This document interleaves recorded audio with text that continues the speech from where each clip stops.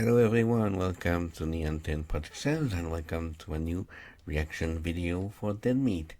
Just like I did the two previous day, I'm gonna watch one of the kill counts, and just like I did Tuesday, well, I technically recorded it Monday, but it was uploaded Tuesday. Anyway, I'm gonna do the kill count for Mortal Kombat X tonight, and yeah, should be fun. And yeah. Don't know if there will be a few behind the scenes talk and stuff like that. Would appreciate it. Okay. Anyway, so let's go. Starting 3, 2, 1, go. Welcome to the Kill Count, where we tally up the victims in all our favorite Mortal Kombat media. I'm James A. Janice, and today we're looking at Mortal Kombat X, released on PS4, Xbox One, and PC in 2015. MKX is a direct sequel to Mortal Kombat 9, which revitalized the series in 2011. Thanks to that game's success, the hype for MKX was unreal. It became the fastest and best-selling game of the franchise, with more than 10 million copies sold. Didn't hurt that it had a cool trailer with Subby and Scorpion fighting to a Wiz Khalifa song. Mortal Kombat's jump to a new gaming generation was accompanied by a change in art direction and fighting mechanics. MKX is darker than the other NetherRealm Studios games, with muted colors that are mostly varying shades of gray and brown. The women's outfits are way less skimpy, and characters get sweaty and bloody during their battles. Leaves them looking kinda slimy in the end, like someone spritzed them all over with gelatin. Gameplay-wise, MKX retains the previous game's new X-ray function, while introducing a few new features. Taking a cue from Injustice Gods Among Us, there are now interactive stage elements. It's great. There's nothing like chucking a random bystander at your opponent. Brutalities return as another finisher option, but they're not the super string of combos they were in Ultimate MK3. Now they're basically extra fatalities that you can do to end a match instead of doing it afterward. MKX also brought back the long absence sprint function to encourage fast-paced combat with a K. It can't be overstated how aggressive this game's fighting style is. Combos are king, so it's not exactly friendly to casual players like me, who would try online play only to get juggled non-stop for the entire bout. Then there's the character variations, which give all the combatants multiple movesets and different strength. There's insanely good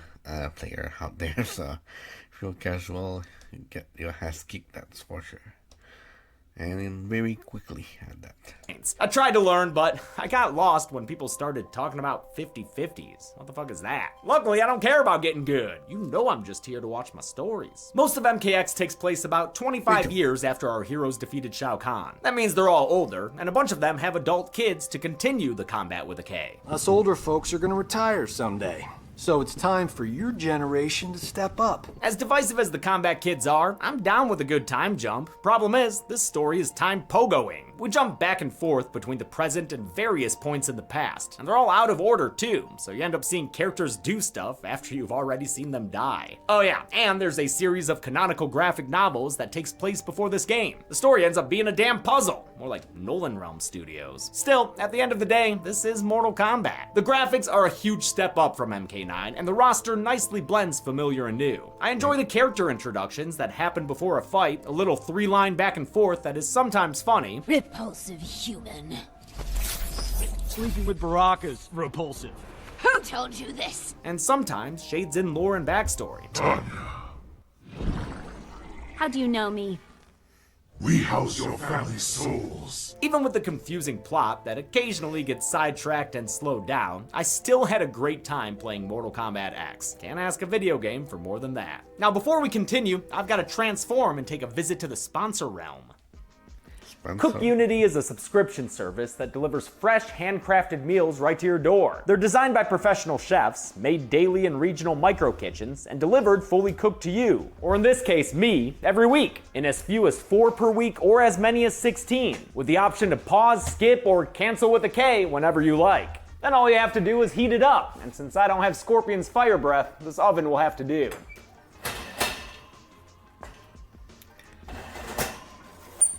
I mean, would...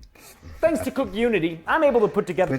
Pretty sure if you would use Scorpion's breath, you would literally burn your food or whatever. A meal that's not only filling, but also well-made and interesting, without having to waste an hour or more of my day on cooking and doing dishes. Crispy. After all, when you're in the business of death, life's plenty busy already. And Cook Unity offers a wide range of meals to choose from, with over 7 dietary preferences you can sort by, like vegan, paleo, and gluten-free. Now, my only dietary restriction is the blood of my enemies. So I'm gonna eat this Korean flank steak rice bowl with asparagus from Chef Esther Choi, a New York City chef who was named a Zagat 30 under 30 for her cooking. But if you're vegan, you could go for their vegan rigatoni vodka with pine nut parmesan. Gluten-free? No problem. Just choose their chipotle lime salmon with Brussels sprouts. There are so many options. Now, if you don't mind... Good enough for an elder god. You can try Cook Unity for yourself and get 50% off your first order by going to cookunity.com/deadmeat50 or clicking the link in the description and using code deadmeat50. All right, no more delays. Let's get to kill counting with a K. Like K on for count too, not just for kills. That already has a K. The game begins with Stony Statue story time. Johnny Cage narrates the tale of Shinnok, an Elder God who rebelled against the others and invaded Earthrealm. He was stopped by the Elder Gods and Raiden, who is not an Elder God, and I'm sorry that I said he was in the last episode. I was wrong. I mean, he did become an Elder God at the end of MK4, but he renounced it to defend Earthrealm and Deadly Alliance. And besides, that's the OG timeline. We're in the second of 3 timelines now. Anyway, they chained up Shinnok like Jason at the bottom of Crystal Lake, but anyone who finished MK9 or its kill count knows that Netherrealm nuisance is back. After that intro, we get a kill. A soldier missing his face in the middle of a war. His face? On the streets of Earthrealm City again, where 11 soldiers are seen getting murdered by Netherrealm beasts. That's including all the dudes who get snatched up and flown away. And it's definitely including this one who gets decapitated. And you know what? These gargoyle guys are humanoid enough for me. So I'll also count the one who gets gunned down. Send Quasimodo my regards. This is 2 years after the events of the last game, during the Netherrealm War. Quan Chi's demons are wreaking havoc on Earthrealm. No, I didn't mean that havoc. Save it for MK1. Major Sonya Blade is leading a special forces squad and is joined by movie star Johnny Cage and Kenshi Takahashi, a blind swordsman. Kenshi was in the 3D trilogy, Deadly Alliance, Deception, and Armageddon, and was also a DLC character in MK9. His sword, named Sento, contains his ancestral spirits who help guide him in combat. Their fellow choppers start to go boom, and normally I'd only count 1 pilot each for those. But we do see 6 soldiers in the back of this one, plus a pilot and presumably a co-pilot in Sonya's spot. So I'll assume 8 is a standard unit size and double it to 16 for these 2 Blackhawks that go down. This chopper. Not. Some of the problem when you're using the video on the channel itself instead of a video player. If you had but it's okay. Not that it's really all that much safer, I guess. Don't suppose either of you can fly this thing? Probably not. A harpoon's a sure sign of a scorpion infestation. Sure enough, that revenant murders 4 of the seated soldiers in a jiffy. And with style! After a small confines QTE fight, Kenshi saves Johnny by spearing Scorpion out the door. But then, the Ice Ninja Sub-Zero arrives and kills off the last 2 soldiers with a double Jason X kill. Now, I know what you're thinking. This doesn't make any sense. Sub-Zero, real name Kuai Liang, turned into a friggin' cyborg 2 years ago thanks to the Cyber Lin Kuei. And what's more so, that Cyber Subby got his frozen ass kicked by a screaming Sindel. His death got the dull machete and everything. Yes, well, it's simple, you see. His soul was taken by Quan Chi along with the other fallen combatants, and the sorcerer decided he had more use and potential in his human form. He restored Kuai Liang back to his body, but still controls his revenant soul. It's all in the comics, folks. Kenshi and Johnny managed to get the ninjas off their chopper. Get out of here! But it crashes to the ground anyway. Womp womp. Don't worry though, the name... At least they're giving an explanation. Some doesn't. Characters survived. We fared better than the men. Yeah, sure could say that again, dude. Cage has to fight the ninjas properly on the ground, and during the battles, you can see 3 soldiers killed in the background. They're carried off to die by ghoulish gargoyles. All this fighting is worth it in their effort to reach Raiden's temple, where a battle sees 17 monks, I think, murdered by Netherrealm beasts. Just so many dead Tony Shalhoubs all over the place. The only defenders left are Raiden and Fujin, who kill off 25 of these humanoid beasts with their combined weather powers. Oh, and with spears. Actually, they use the spears more. Way more. Yo, spears are dope. These kills are much cooler than that wind shit. Take no Fletch, Stormtail. They're just about overwhelmed, as is Josh counting kills, when we get one more for him to add. A beast whose stomach explodes thanks to a green skull from the sorcerer Quan Chi. He shows off some of his revenants, Sindel, Striker, and Cabal. The latter two ain't gonna do shit in this game, other than lie down to the Weather Wonder twins. Much scarier than these jobber ghouls is the ground-clapping entrance of Shinnok. He's an elder god from the Nether Realm, and he's real poetic about death. Remove the shadow from the light. The shadow grows. The legacy of life is dead. Is that Fallout Boy or MCR? Shinnok's probably Mortal Kombat's most emo bullshit. Okay, I was gonna say,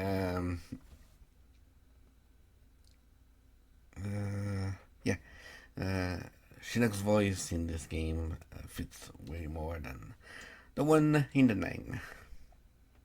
powerful antagonist, at least up to this Sounds point. more, I mean, he took over the Netherrealm after defeating Lucifer. Yeah, just straight up Lucifer. That's according to the manual for Mortal Kombat Mythology Sub-Zero, which marked Shinnok's first appearance as a low-res polygon monster. Mythologies was an action-adventure game released in 1997. It was the first in the series not to be a fighting game, so I never gave it any thought. Heard it's kind of a pain in the ass.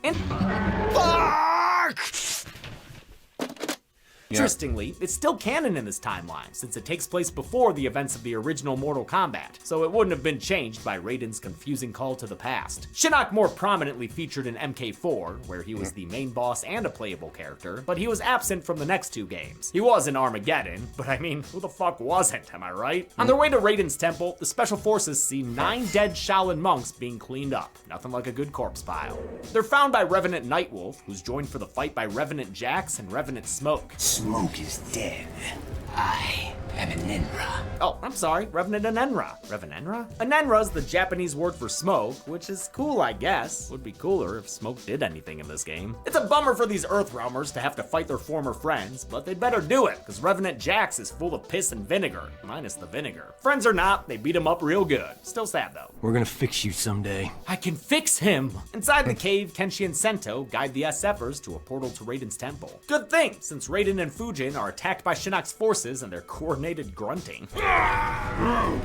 The fight's a major headache, and Shinnok's getting ready to welcome them to the Netherrealm when he's interrupted by a shadow kick, courtesy of Johnny Cage. The Elder God fights back with poise and style, sometimes pulling a mid-air Pennywise, and sometimes looking like Neo when he realized he's the one. Damn, Shinny's so elegant! He goes to kill Sonya, only for Johnny to interfere, and the combination of powers turns him into a Super Saiyan of sorts. Huh, things didn't work out that way for Liu Kang when two powers combined, or Nightwolf and Sindel, come to think of it. Guess Johnny's got that A-list plot armor. This green halo is apparently a product of Johnny's Mediterranean war cult ancestry. Wonder if we should call him a hero or a gyro. The Gamma Glow allows him to defeat Shinnok and secure his amulet for the good guys. Oh yeah, Shinnok's got an amulet too. Mortal Kombat loves its freaking amulets. Whole series lousy with them. Raiden uses the amulet to capture Shinnok, and though Quan Chi and his revenants get away, Johnny and Sonya start snuggling up real nice. She called me Johnny. Some kind of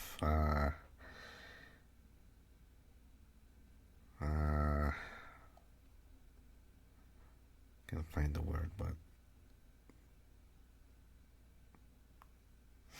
later, in another chapter, we see what happened after Shinnok was imprisoned. The flirty duo tracked Quan Chi to his fortress, where the sorcerer confronted them with Revenant Sub-Zero, Jax, and Scorpion. A bunch of fighting ensued, but it ended when Revenant Jax stuck a blade through Johnny's back. As Cage bleeds out, Quan Chi's centerpiece blood pool starts bubbling up a brand new Johnny Cage. Or just like a random bald guy, if you're going by the background when this place is a fighting stage. I'm not entirely sure what's going on. Is Johnny's life force being removed and put in a Revenant body? That's my guess. Raiden appears out of nowhere, as he does, and electroshocks the blood baby to reverse whatever's happening here. To help him, Sonya QTE kicks Quan Chi's ass, stomping his head a whole bunch of times. Oh, and one to his Quan Chi-ness too. Eventually, Raiden's lightning destroys the 3D blood printer, saves Johnny, and restores Sub-Zero, Scorpion, and Jax to their living human forms. That's amazing. No, that's bullshit. What even happened there? By coupling Quan Chi's dark magics to my own, I was able to restore their souls. Oh,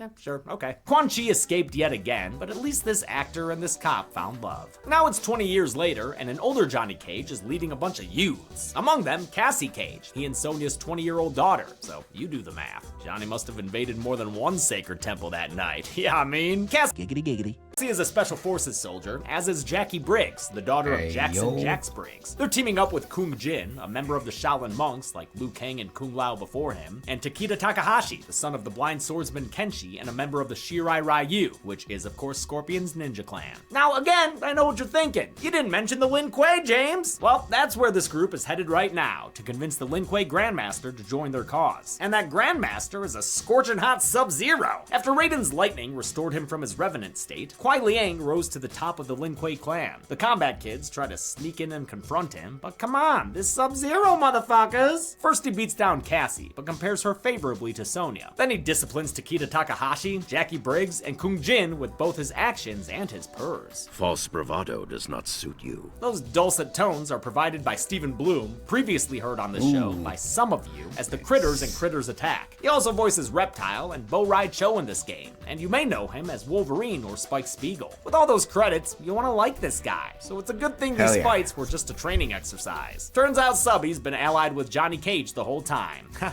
love the little crab walk this guy does when he cuts the kids free. Whoop, whoop, whoop, whoop, whoop. Johnny's put together this group project to keep peace with Outworld, which is in the midst of a civil war. Their current emperor is Kotal Khan, the last member of the Aztec-inspired Aztec race. His rule is being threatened by Melina, who inherited the realm after the death of her father Shao Kahn, Scary Skull Mask guy. Now she's fighting to take it back with a few loyal forces, and more importantly, Shinnok's amulet. Melina has the Tarkatans on her side, and they stage an attack on Kotal Khan's procession. It gets 6 of them killed by Kotal's cortege, which includes Ermac and his creepy dead guy powers. Also includes this bug lady. You don't want to get killed by bug lady. As the fight continues, a wide shot and other angles show 36 more bodies to count. Holy crap, man. They consist of both Tarkatans and forces loyal to Kotal Khan. Thank you for your counting service, Josh. You a real one. Our old friend Kano's here, and he's being paid for by the Melina for Emperor group, so he tries to assassinate Kotal Khan. He's almost quick time evented out of his one good eye mate, then beat down in the old-fashioned button-mashing way. Oh, glad to see the fighting hasn't spread to the giant crank district back there. Before Kotal Khan can kill Kano, he's stopped by a fireball from Tanya. Tanya's an Adanian, the god-descended human-looking race that includes Kitana and Jade. She's allied with Melina in hopes of winning Adania's freedom from Outworld. Tanya first appeared in Mortal Kombat 4, where she worked for Quan Chi and Shinnok.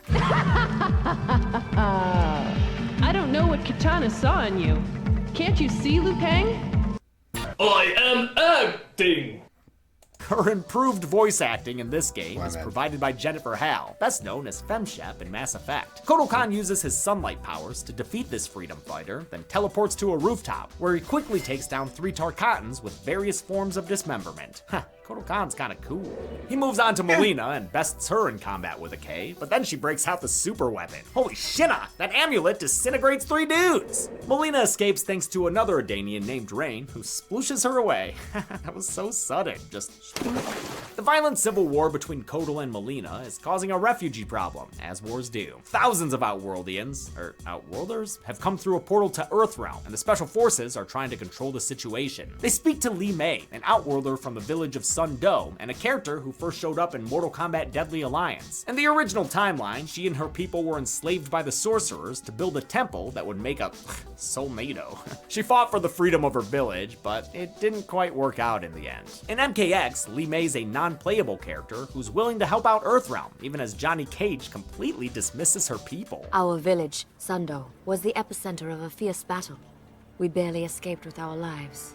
Such is war. Yo, what the fuck, dude? Li Mei's voiced by Tara Strong, a voice acting legend whose long list of roles includes a Powerpuff Girl, a Teen Titan, and a Timmy Turner. Strong also voices the Farah half of new character Farah Tor, a symbiotic Master Blaster-like combatant from Outworld who doesn't really affect the story at all, so this is all you'll hear of them. Your eyes, so bright. Gonna carve them out!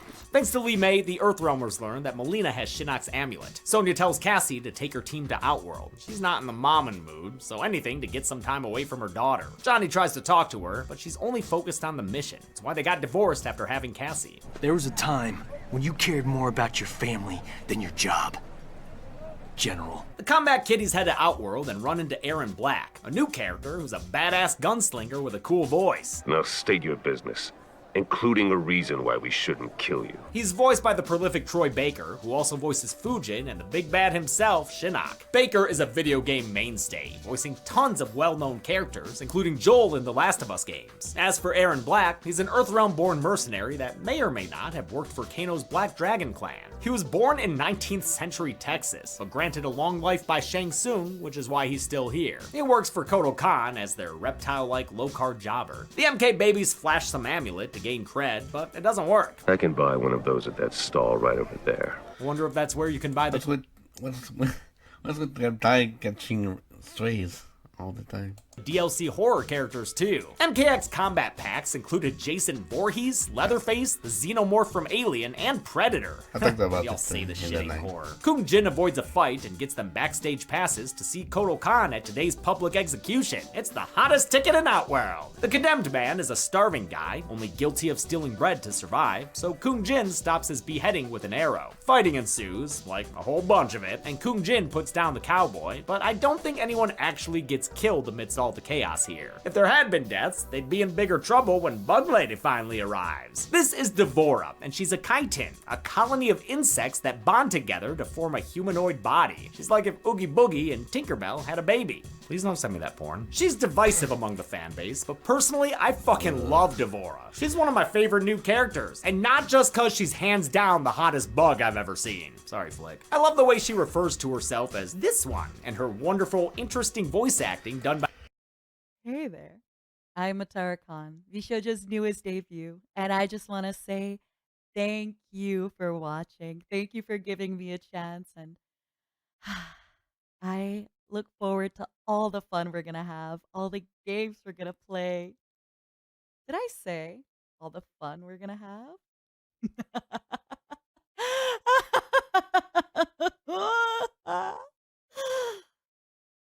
Bye, honey. For VTuber fans.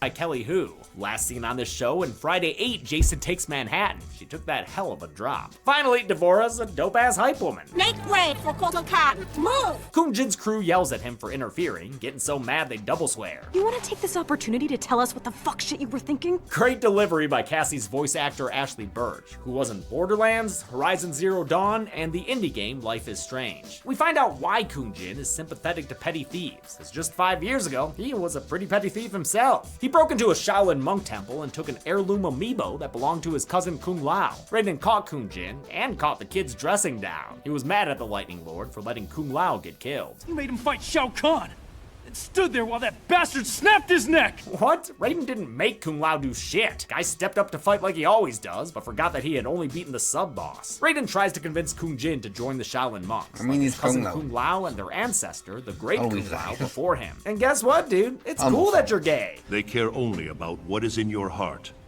not whom your heart desires. Kung Jin is the first confirmed gay character of the series, though this is the only time it's referenced. More focus is put on his erudite interests. That's why he's so knowledgeable about Outworld. I don't know, I expected the sky to be purple or something. Don't believe everything you see online. That's a tongue-in-cheek reference to how some of the older games, and even the movies, depicted Outworld as having a purple sky. Kung Jin's knowledge of the realm allows him to converse with Kotal Khan. At least one Earthrealmer can forge words like silver. Speaking of silver tongues, Kotal Khan's is provided by Phil Lamar. He's done voice acting in everything from Futurama to Samurai Jack, but I'll always think of him as the guy from Mad TV and Pulp Fiction. Despite the diplomacy, a fight still happens anyway, and when Kung Jin defeats Kotal Khan, he goes full katana. Now kill me. Be done with it. In exchange for his life, Kung Jin gets Kotal Khan to join them against Melina, cause ain't no one looking to get disintegrated. Cassie calls her mom and tells her the news, as General Sonya tries to sniff out a rat. Li Mei told her Kano came in through the portal with the refugees, so now she's gotta get to the bottom of Down Under. At the camp, a refugee woman has been found killed with one of Kano's so-called neckties. Wonder if that's what he gave his dad for Father's Day. This kill puts Sonya on high alert, and soon she spots a sussy baka in the crowd. Too bad we don't get a scene of her beating the crap out of this lady, who's somehow Kano in disguise. Hello, love. Been a while. Not long enough. While Kano was voiced by the returning Michael McConaughey, Sonya has a new voice in the form of Trisha Helfer, best known for Battlestar Galactica, or if you're me, Lucifer. Oh, she also voiced Kerrigan in StarCraft 2. Fuck yeah, dude. They fight in the refugee camp, and I'll just note that sometimes a Tarkatan comes through the portal back there and gets killed. But this is a random occurrence that varies depending on how long your match goes on, so I'll only count this as a single kill. Not sure what else I'm supposed to do. After the fight, Sonya kindly convinces Kano to tell them where Shinnok's amulet is. She relays the info to the Kombat kids, still hanging out with the Bug Lady and the Pet King. Hey, speaking of Samurai Jack and Screamin' Mad Georgina, let's get their backstory with another flashback. Hooray! 5 years ago, Melina ruled as Khanum of Outworld, but was fixated with waging war on Earthrealm. Kodo wanted to usurp her and bring peace to the realm, so he asked D'Vorah for help, since the only one on his side so far was fucking Reptile. Emotional damage! Reppy Boy comes through this time and spills the tea about Melina. She is a construct, formed in Shang Tsung's flesh pits. Your best claim to the throne is moot. With that revelation, D'Vorah decides to cut bait. This one serves Melina no longer. God, she sounds like someone applied auto-tune without knowing how to use it. Joining her in side-swapping is creepy dead guy's Ermac, leaving Melina with only Tarkatans on her side. And yes, it's pronounced Tarkatan. I got it wrong in the last video. And honestly, it feels like Baraka called me out personally.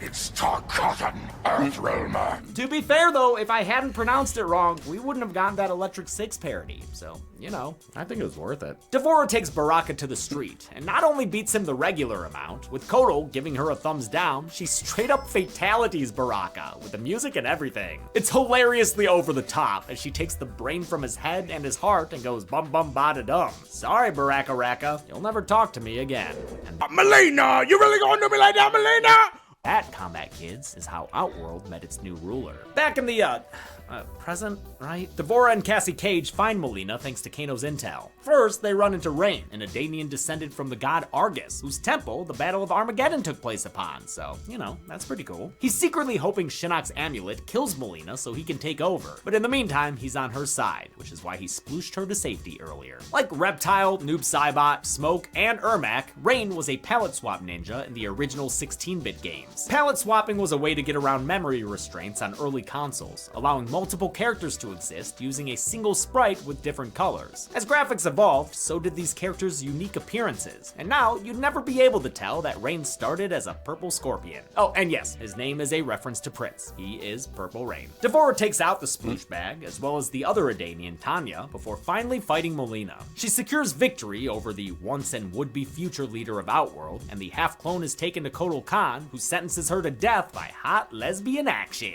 Oh, so that's why Melina's design in this game has lips, so she can be killed by D'Vorah, who pukes bugs into her mouth until her skull skin is nothing but bug food. Fucking gross. The rebellion is over. As is my appetite. With Melina taken care of, Kotal Khan turns on the Earthrealmers, taking Shinnok's amulet for himself and holding them captive. And if one betrayal wasn't enough, try a bugs! Cause turns out D'Vorah's scheming against Kotal Khan and is actually allied with the forces of Netherrealm. You two-timing son of a bitch! This one lives to serve Shinnok.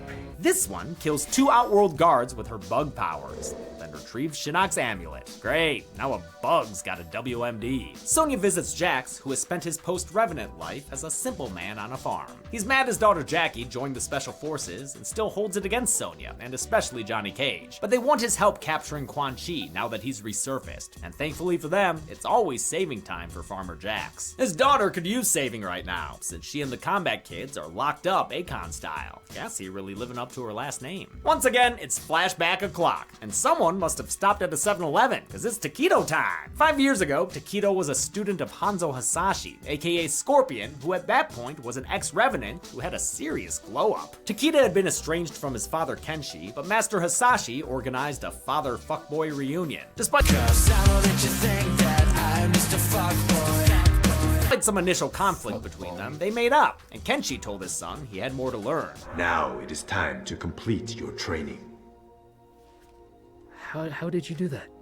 We are telepaths, a family gift. In the present, Takeda saves his friends with mind bullets, the product of his father's training. I don't think he killed that guard though. The tiny platoon adventures continues as they run into Kotal Khan's forces on the dock. Kung Jin uses an atmosphere arrow to set the mood. Takeda uses his psychic training and the reflexes of you, the player, to beat reptiles senseless. Shouldn't have been a licky boy. He also defeats Aaron Black, and though Ermac's multi-minds give him a psychic migraine, he comes out on top in that fight too. The kids escape, which Kotal Khan is not pleased about. He assumes they're working with Devora and have taken the amulet, and plans to invade Earthrealm to get it back. That dummy don't know the amulet is actually on its way to the Netherrealm, which is why Jax is there alongside Kenshi and a bunch of future dead soldiers. Their Netherrealm informant is Serena, an actual demon who first appeared in mythology's Sub-Zero. She was loyal to Quan Chi, but eventually turned on him, probably because he couldn't remember his lines. A mortal, with the ability to freeze.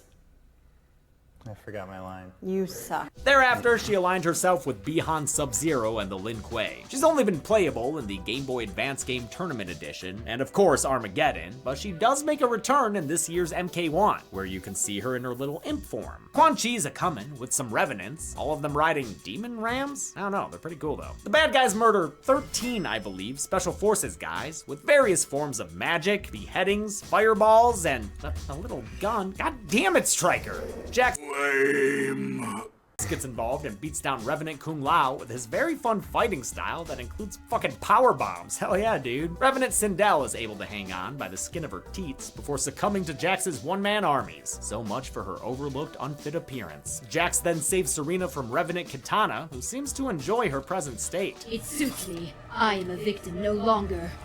She's so fucking over it. The fighting ends and the Revenants flee, and since everyone else's ass is kicked, Jax volunteers to find Quan Chi himself. You'll be killed. Wouldn't be the first time.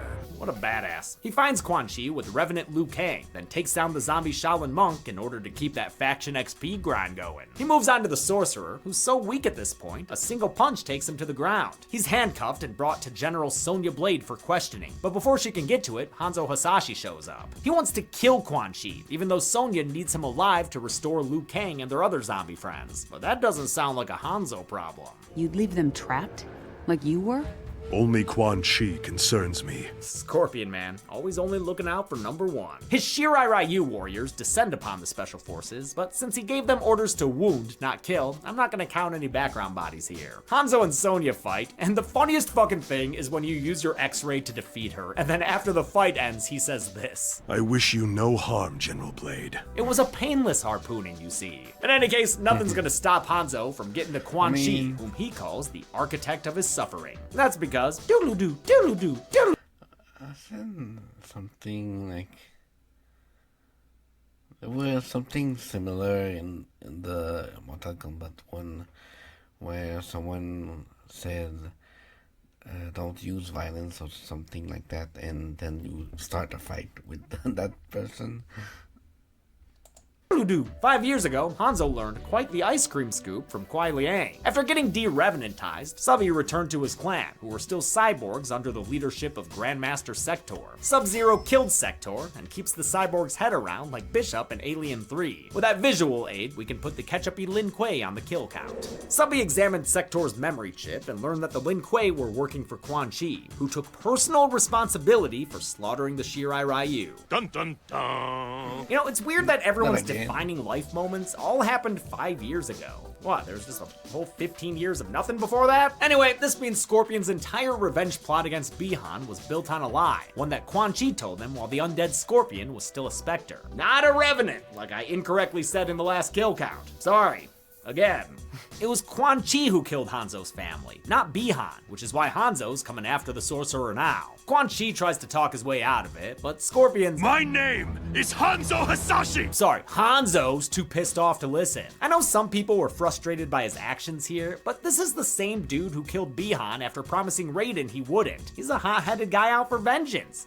It's just what he does. In the midst of the beatdown, Devora arrives, but she can't keep Scorpion's prize away from him. Get over here! For that line only, Scorpion is voiced by MK co-creator Ed Boon. He's been saying, "Get over here!" since the very first Mortal Kombat in 1992. He's voiced the battle cry in every game since, making him the longest running video game voice actor of a single role. Devore tosses Shinnok's amulet to Quan Chi, and he utters a spell in slow motion. Right as he catches the catch-all magical device, he's decapitated by Hanzo's blade. Hanzo Hasashi has once again gotten revenge with a beheading, but judging by that slight smile, it's too late. Indeed it is, as the amulet erupts and gives birth to the fallen elder god Shinnok. He makes quick work of Hanzo and all the special forces, because these folks don't mean shit to him. How small they are. Though Quan Chi died to bring him here, Shinnok still got Devora and the Revenant gang. Though where Stryker and Cabal are, I just couldn't tell you, man. They take Johnny Cage as prisoner, but for some reason, leave everyone else alive. The Kombat kids get back just in time to see all the carnage, with a K. Raiden flashes to his temple, where Master Bo Rai Cho is waiting. This guy is one of the lesser-liked characters in the franchise. Introduced in Deadly Alliance, Bo Rai Cho is a Shaolin monk responsible for training Liu Kang and Kung Lao. But he's worse than just a drunken master archetype. He's a drunken, farting, puking master whose moveset might as well be from the Beavis and Butthead Genesis game, which fucking ruled. That was cool. Looks like in this timeline, dude still gets his drink on, but at least he seems a bit more hygienic. The two of them head to the Jinsei Chamber, which is a giant well of Earthrealm's life force. Such beauty. Like gazing upon the elder gods themselves. Really? Because I don't remember them looking like blue lava, more like, giant heads. Raiden tells Bo Rai Cho he's really sad about Liu Kang and Kung Lao getting killed and becoming revenants. He still hopes to restore them to human form. I suppose it is possible. As long as Quan Chi lives. Oh, looks like Hanzo's gonna be in trouble again. Raiden reminisces about the past. Damn it, not again. But this time we switch it up and go back 25 years, in between the events of Mortal Kombat's 1 and 2. Or, I guess, in between the first and second parts of MK9. Man, this shit's confusing. This was during Shao Kahn's invasion of Earthrealm, and apparently Devora was there the whole time. Oh, Baraka, that bug leg gonna kill you in the future. This flashback feels like the least necessary of the game, outside of watching Raiden stop Devora's attacks with a giant bug zapper. But we don't really learn anything new here. It feels like padding so you can play as Raiden a little more. Back in the present, Raiden's back-to-bath is interrupted by Shinnok, who zaps Bo Rai Cho, but I don't think kills him. You know not his power.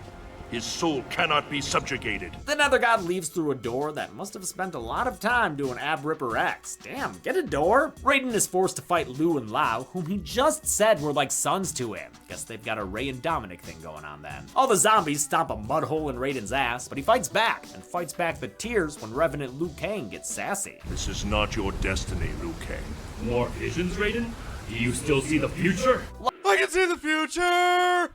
Love that line delivery by Tom Choi, returning to voice Liu Kang from Mortal Kombat 9 and MKVDCU. Raiden defeats Liu Kang and goes to stop, whatever's happening here. Is Shinnok bleeding into the Jinsei? And what the fuck's Devora do? Yo, damn, this alliance ain't deadly, it's nasty. Yuck. Raiden gets trapped by Shinnok's ground grabbers, and the fallen Elder God submerges himself in Jinsei. The steam from his bath is seen for miles around, ushering in the end of the world as we know it. Quick, everyone, get your final thoughts out. Hey, I think I love you is more than just a guard. Wait, what? Between the Jinsei shower and probably a bunch of rare candies, Shinnok evolves into a Chernabog? Or maybe a Shinnabog. It's up to the Kombat kids to save the day, but en route to Raiden's temple, they run into an Outworld.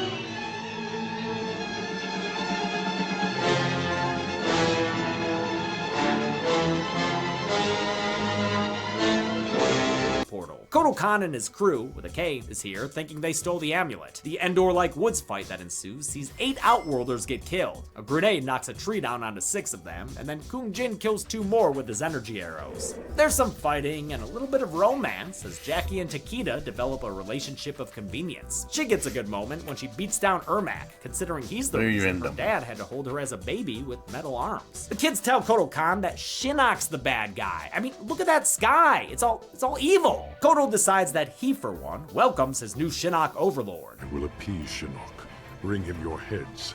gain time to bolster Outworld's defenses. The Kombat kids are cornered, with a K, but at the last minute their attackers freeze. Rescue comes in the form of Sub-Zero and the Lin Kuei, though I don't see any definitive kills in the background. As Subby pushes Kotal Kahn back to Outworld, the kids continue on to Raiden's temple. They overhear that Shinnok wants to capture Earthrealm first, then make war on the heavens and defeat the Elder Gods themselves. That would basically end the universe, so they fight their way through the Revenants, one of whom reminds MK9 players of their past trauma. Has your mother ever told you what I did to her friends?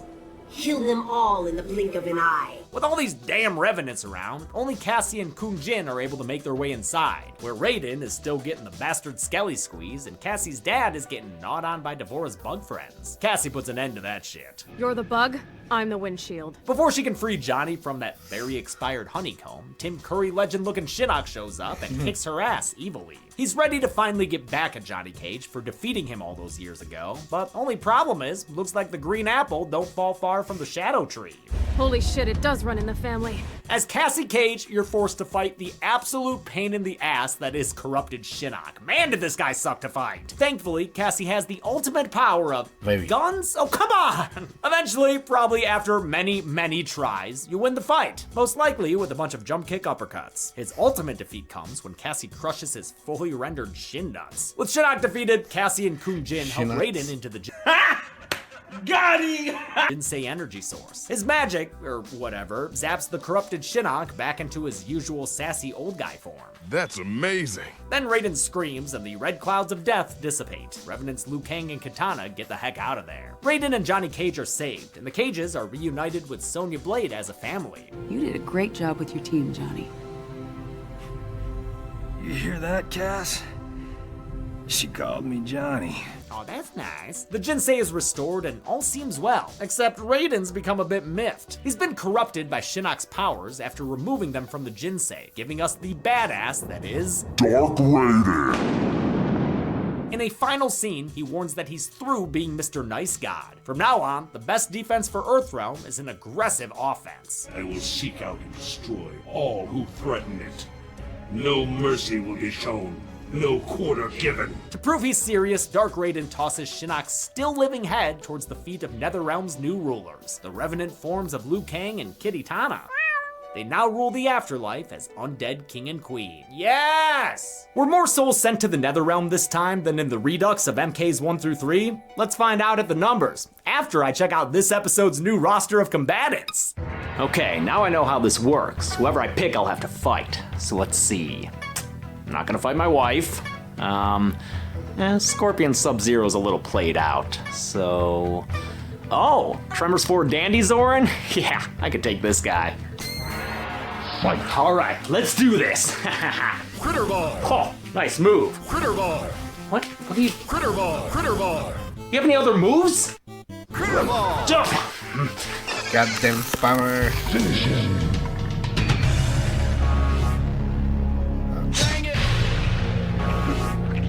Sub-Zero James wins. Animality. Okay. Unhinged flavor. Jolly Ranchers sour gummies. A little segment. I counted 168 kills in Mortal Kombat X, 20 more than I counted in MK9. Unfortunately, this game's kills were way more skewed to nameless folk. As shown by this pie chart, only 4 kills were of named characters. The rest were all randos. As far as who did the killing this time through, 16 characters had confirmed kills on screen. I won't get into everyone's stats, cause that's a lot, but the top 3 saw Revenant Liu Kang with 9, Fujin with 12, and Raiden with 13, giving him the top spot once again, only this time he doesn't share it with Sindel, who only got 1 kill. What happened, Screamin' Mad MILF? I'll give the Golden Chainsaw for coolest kill to Melina. Some people don't like that a hugely important character got killed by a brand new bug lady, but look at this shit. It's amazing. That's amazing. Yeah, see? Jax knows. Double Machete for lamest kill will go... Especially in that gruesome way. Go to the Special Forces guy shot by Stryker. In a world of zombies, fireballs, and killer screams, gun deaths are by far the most boring. And that's it. Mortal Kombat X was released in 2015. It was my reintroduction to the franchise when I streamed myself playing it here on Dead Meat way back in 2018. I fucking love these games, so I'll look at Mortal Kombat 11 sometime in the future. But there might be a SAG video game strike coming up, or maybe it's happening now. I'm filming this far in advance, so, you know, it'll kind of depend on that. But until next time, I'm James A. Janice. This has been the Kill Count. Hey everyone, thanks a lot for watching the MKX Kill Count. I was so happy when the Mortal Kombat 9/Mortal Kombat 2011 Kill Count did really well. You guys really responded to it, and I'm glad you did, because I know that Mortal Kombat isn't really horror. But I saw a lot of people saying that they were excited to watch me talk about something I was excited about, and I'm glad that came through. Like I just said, I fucking love these games. I love the storylines. MK1 just came out. I love that game too. That one's storyline is amazing, and the voice acting is almost entirely awesome. So again, if you haven't played these games, I would say jump in there, man. You don't necessarily have to get good at all the combos and all the... What is the 50-50? It's like your opponent has a 50-50 chance of doing like a high or a low, so you have to choose whether to block high or low. Maybe after the crazy Halloween season, I can play online with some of you guys. That'd be fun, right? A little Mortal Kombat action. You guys want to kick Dead Meat's ass? All right, everyone, get in here and kick my ass. Thanks, everyone. Be good people. Okay. Yeah. Really cool. Bit on the longer side, but was worth it. It was a lot of fun, and yeah, I agree with the words. Yeah, definitely. The fact that it not only that it was the best kill of the game, but also it was Melina, which is a fan favorite. So for them to kill off a very popular character in a very gruesome way, and one of the few important kills in the whole game, yeah, it was really really cool and really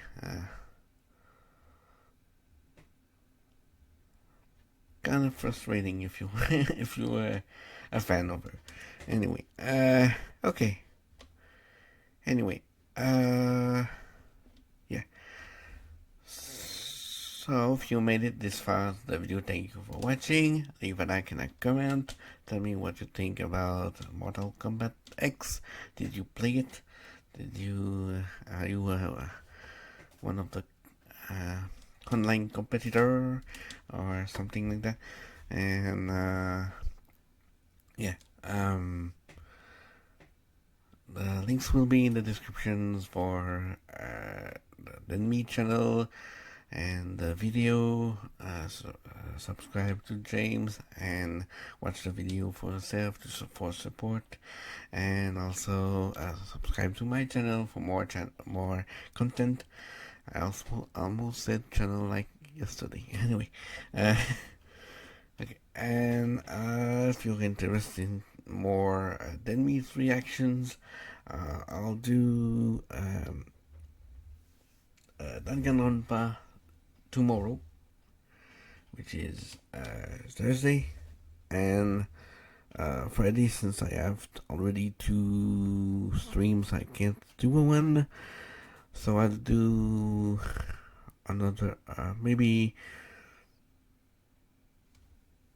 I'll do one next Monday for Toxic Avengers, and I'll see what's going on this week. If the one for this week is interesting, I might have add one for Tuesday, which is literally the day of Halloween, so should be cool if it happens. And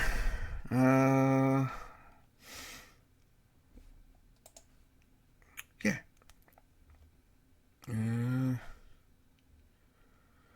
So that's about it, and I'll see you in the next video tomorrow.